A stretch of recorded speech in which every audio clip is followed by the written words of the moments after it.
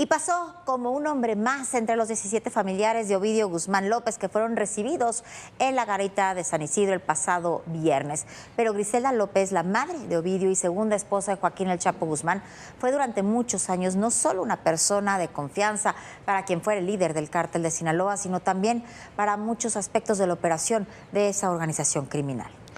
Hay que prestarle atención a Griselda López. Griselda manejaba muchas de las relaciones políticas y de negocios de esa organización criminal. Lo siguió haciendo hasta estos días.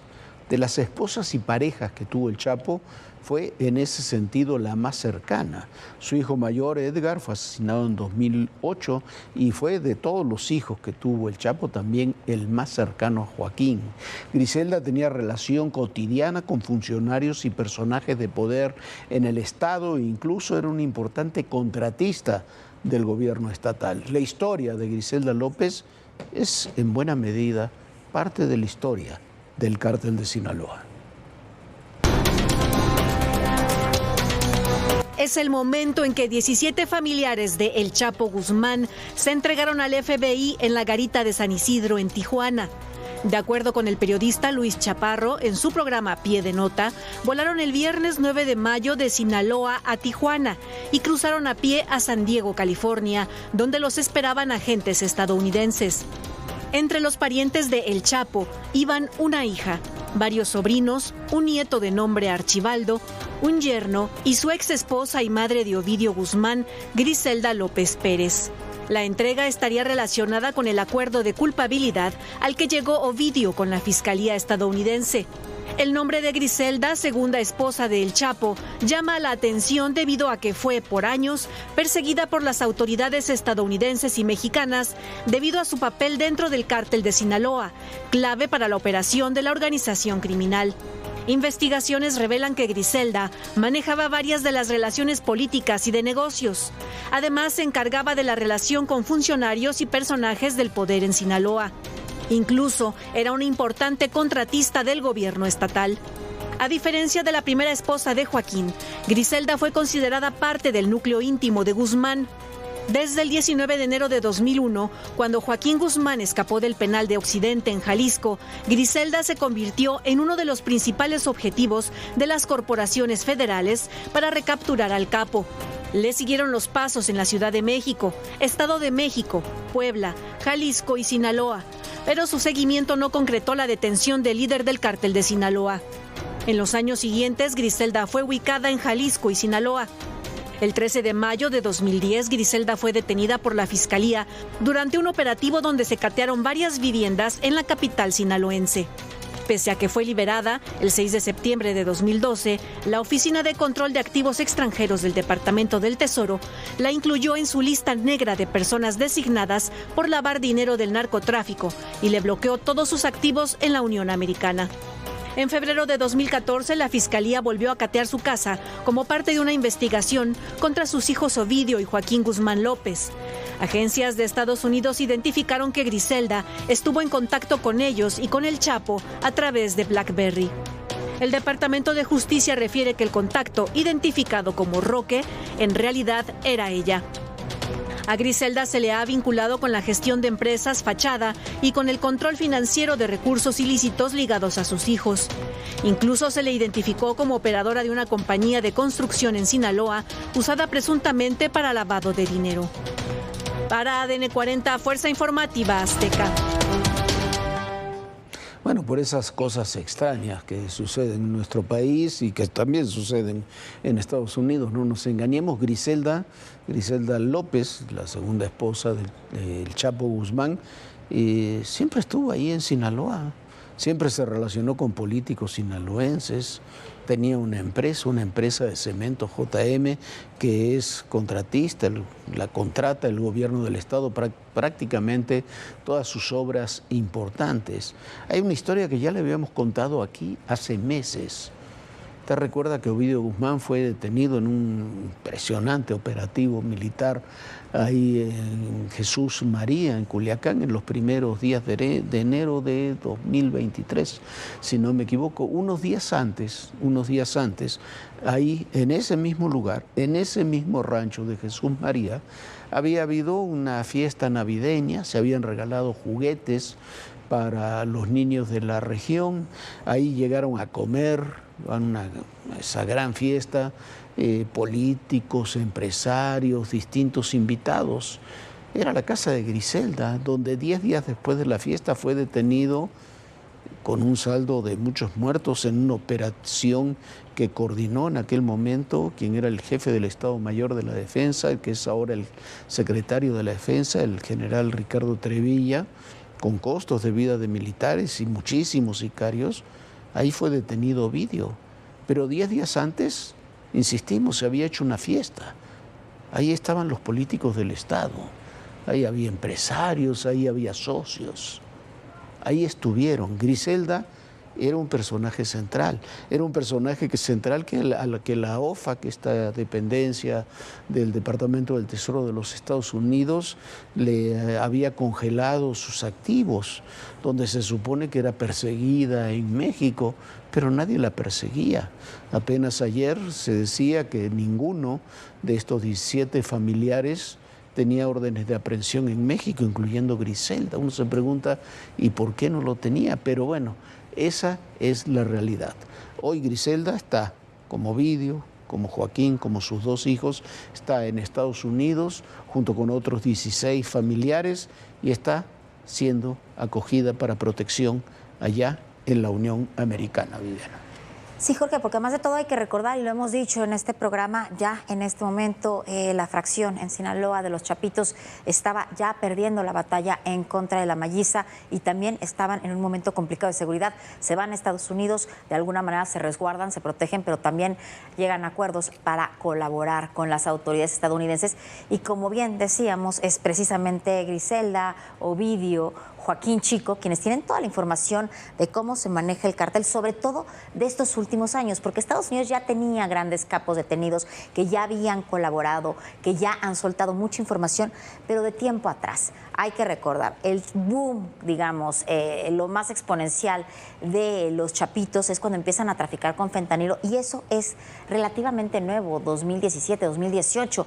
Es la historia reciente de las relaciones entre el narcotráfico y el poder en México. Eso es lo que buscan las autoridades estadounidenses y por eso se está dando este despliegue de colaboración y protección a la familia de Joaquín El Chapo Guzmán. Y como decíamos, el hijo mayor de Griselda fue Edgar.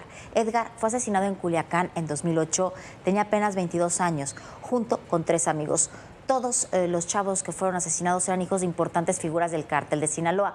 En un momento se pensó que habían sido asesinados por un cártel rival, el cártel ya rival, en un momento fueron aliados, pero en ese entonces ya eran rivales, el cártel de los Beltrán Leiva. Luego se supo que el tema, y es gravísimo, fue que fueron asesinados por sicarios del Mayo Zambada porque los habían confundido precisamente con sicarios de los Beltrán Leiva. Finalmente esto lo platicaron el Mayo y el Chapo Guzmán, se dice, y bueno, llegaron a acuerdos nuevamente cuando se supo que era una confusión, pero bueno, qué confusión, ¿no, Jorge? Sí, ese comando que los mató, cuyos miembros fueron perdonados por el Chapo, estaba encabezado, mire usted, hasta dónde llegan las coincidencias y estas historias, por un integrante de la familia Insunza, los mismos que esta semana fueron declarados como narcoterroristas. Esta es la historia. Edgar Guzmán López, hijo de Joaquín El Chapo Guzmán, y Griselda López, cursaba estudios universitarios cuando ya participaba en el negocio de las drogas junto a su padre, específicamente en la producción y trasiego de marihuana y cocaína. El Departamento de Justicia de Estados Unidos tenía identificado su rol en el cártel. La noche del 8 de mayo de 2008, Edgar se encontraba con sus primos César Ariel Loera y Arturo Mesa Cázares en el estacionamiento del Centro Comercial del Desarrollo Urbano Tres Ríos, cuando un grupo armado abrió fuego en su contra. Los reportes indican que fueron más de 500 disparos. El hijo mayor del Chapo cayó junto con César y Arturo, quien era hijo de Blanca Margarita Cázares, apodada La Emperatriz, una mujer muy importante en la estructura del Cártel del Pacífico y que había sido pareja del Mayo Zambada. Primero se dijo que su asesinato fue consecuencia de la guerra entre el Cártel de Sinaloa y los Beltrán Leiva. Sin embargo, tiempo después se supo que el ataque fue ordenado erróneamente por Ismael el Mayo Zambada. La confusión se originó por los deseos del Mayo para deshacerse de un joven apodado El Guacho, que estaba operando en su territorio. Incluso pidió autorización a El Chapo para atacarlo y este lo concedió. En el lugar de su muerte se erigió un cenotafio que cada año es adornado. El grupo de sicarios estuvo encabezado por Gonzalo Insunza, alias El Macho Prieto, uno de los más temidos del Cártel de Sinaloa.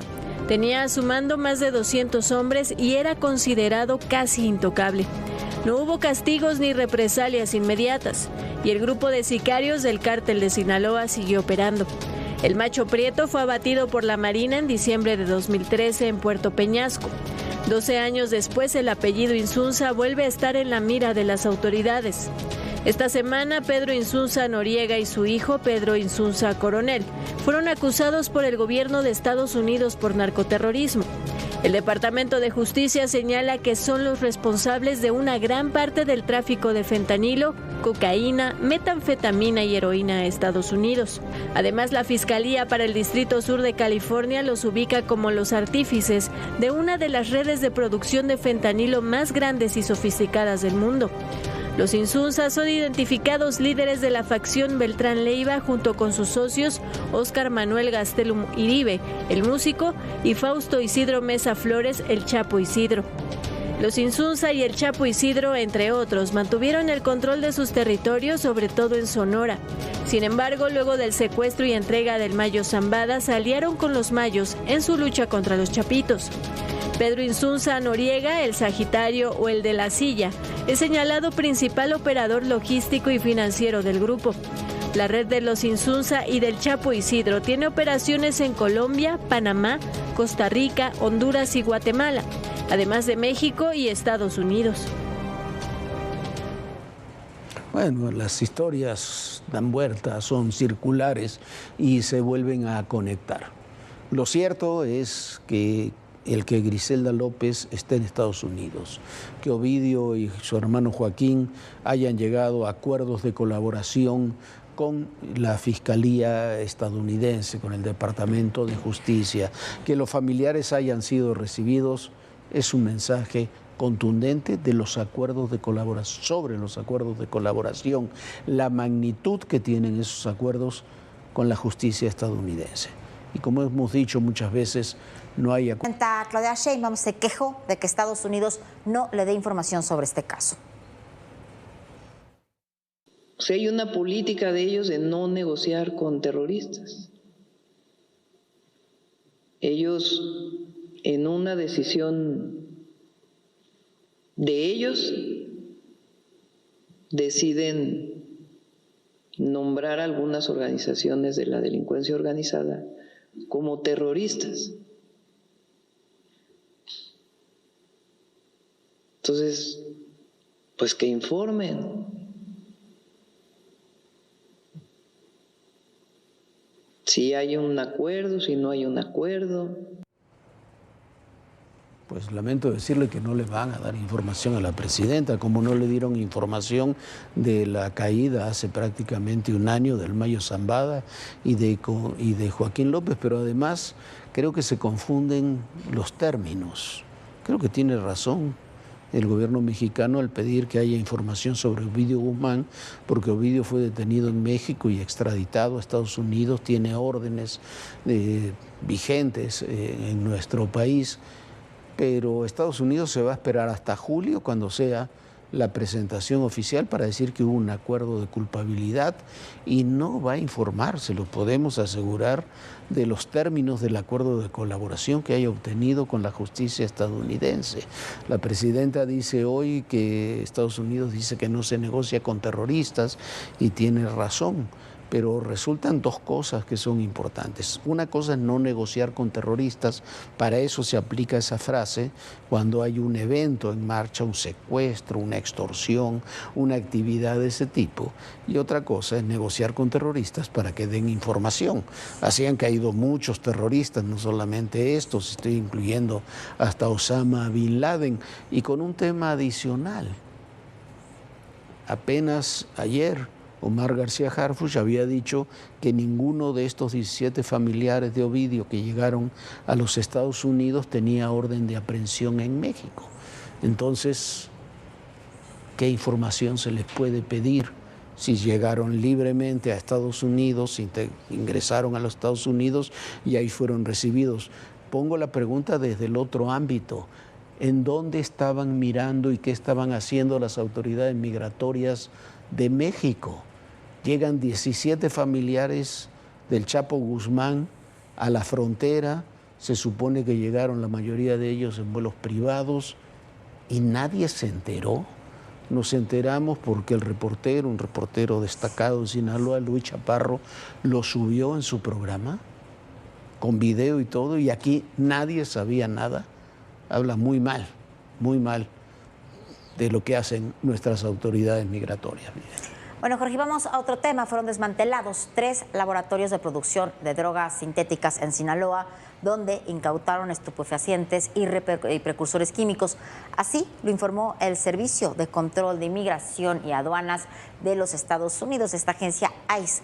La operación fue dirigida por un equipo de la Fiscalía General de la República, certificada por el ICE e Investigaciones de Seguridad Interior de los Estados Unidos, con apoyo de la Defensa Nacional y de la Marina de México.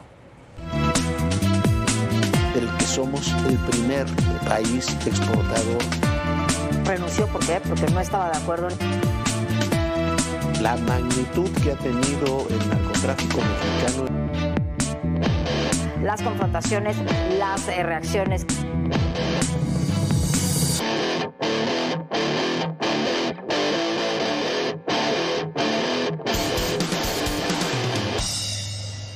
Bueno, este es un tema muy complicado y terrible, la verdad. Aún no terminan los llamados conversatorios en el Congreso sobre la propuesta de la Ley de Telecomunicaciones, pero hoy ya la Presidencia de la República presentó su nueva propuesta de ley que elimina el controvertido artículo 109, pero mantiene muchos otros artículos debatibles y que están poniendo en riesgo toda la libertad de expresión en este país.